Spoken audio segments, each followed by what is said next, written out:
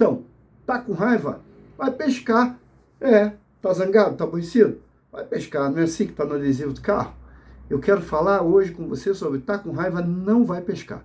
Pelo menos antes de resolver o problema dessa ira. Mas antes disso, eu vou te pedir para se inscrever no nosso canal, curtir, dar o joinha no nosso vídeo e, sobretudo, compartilhe esse vídeo com aquele que está zangado, com aquele que está bem e também com aquele que está zangado, talvez zangado até com você, um amigo que você brigou, alguém que aborreceu, tá bom?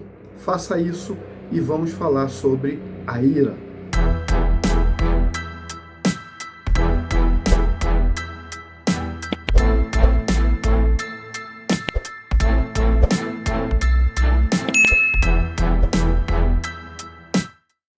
Muito bem, gente. Colossenses 3, capítulo 13, diz assim: suportai-vos uns aos outros e perdoai-vos uns aos outros mutuamente. Se alguém tiver queixa, assim como o Senhor nos perdoou, nós também devemos perdoar. Mas às vezes é extremamente difícil perdoar alguém que feriu, alguém que magoou, alguém que traiu, alguém que foi infiel, alguém que aborreceu a gente. É tão difícil que havia conflitos em Gálatas, e Paulo chega a escrever em Gálatas 5,15 o seguinte: se vocês, porém, estão se mordendo e se devorando uns aos outros, cuidado para que vocês não acabem se consumindo uns aos outros. Ele diz assim: digo, porém, andai em espírito e não cumprireis a concupiscência da carne. Quando fala em concupiscência da carne, muita gente pensa que essa concupiscência está falando só de sexualidade, de erros nessa área, mas veja bem, no contexto, Paulo vinha falando de ira. A ira é uma coisa natural do ser humano. A Bíblia diz: irai-vos e não pequeis. Não se ponha o sol sobre a vossa ira. Segui a paz com todos e a santificação, sem a qual ninguém verá ao Senhor. Efésios 4:26 fala sobre irar e não pecar. Paulo disse assim: irai-vos e não pequeis, não se ponha o sol sobre a vossa ira. O que pouca gente sabe é que Paulo estava usando uma expressão do Salmo 4. Quando vocês ficarem irados, não pequem, reflitam no travesseiro, descansem a cabeça, pensem sobre isso, reflitam sobre isso. A ira faz muito mal, a ira é algo que consome a pessoa emocional, física e espiritualmente. A ira, o rancor, o ressentimento que você carrega de uma pessoa, o não perdoar na sua vida pode adoecê-lo e até matá-lo. Isso é uma verdade.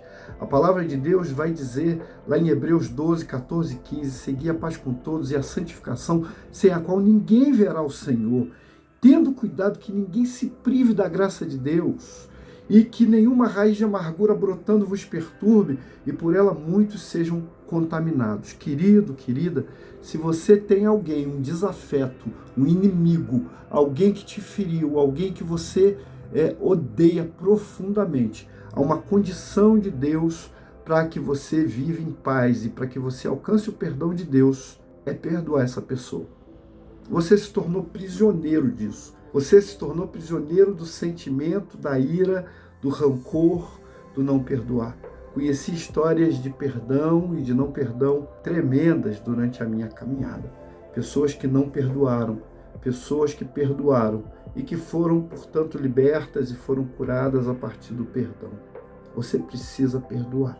O ressentimento é algo que pode passar de uma geração para outra. Eu lembro que uma vez estava trabalhando como missionário por um dia, um projeto da igreja, da rua, e veio aquele senhor forte, paraibano, rosado, e veio com um adolescente do lado, e ele disse assim: moço, esse é meu filho, eu não tenho paciência com ele, esse menino me tira do sério, e eu não sei por que vem a ira no meu coração. E eu disse para ele assim: talvez porque o seu pai tenha sido assim. Ele olhou para o menino e disse assim: o moço está certo, o papai era muito ignorante, muito bruto, muito mau, meu pai era muito odioso. E eu disse para ele assim: talvez porque seu avô tenha sido pior.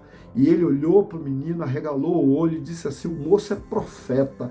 E ele falou assim: o meu avô era tão bravo, tão mau, tão perverso, que chamava papai e dizia assim: tire a roupa, fique peladinho e vá sentar naquela bananeira que eu te mostrei que tem o formigueiro. Essa era a forma de punição que esse pai recebia e que passou para esse filho e agora o neto adolescente e ele não tinha paciência com o neto, né? E nós fizemos uma oração de perdão, de cura geracional.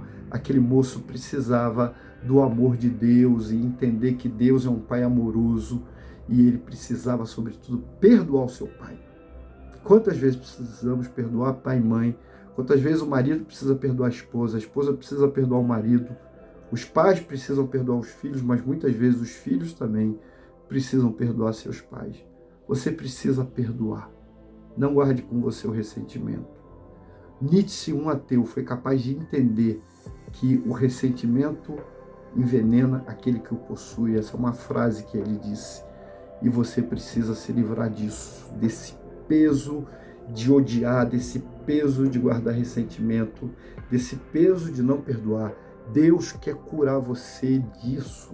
Procure ajuda, ore, não vá pescar sem antes resolver o problema da ira no seu coração. Deus quer transformar o teu coração em um coração sensível à sua voz. Mas a Bíblia diz que se nós amamos a Deus ou dizemos que amamos a Deus e não amamos o nosso próximo, nós mentimos, nós não falamos a verdade. Como, pois, nós vamos amar a Deus a quem não vemos, se nós não conseguimos amar aqueles a quem nós vemos e convivemos todos os dias?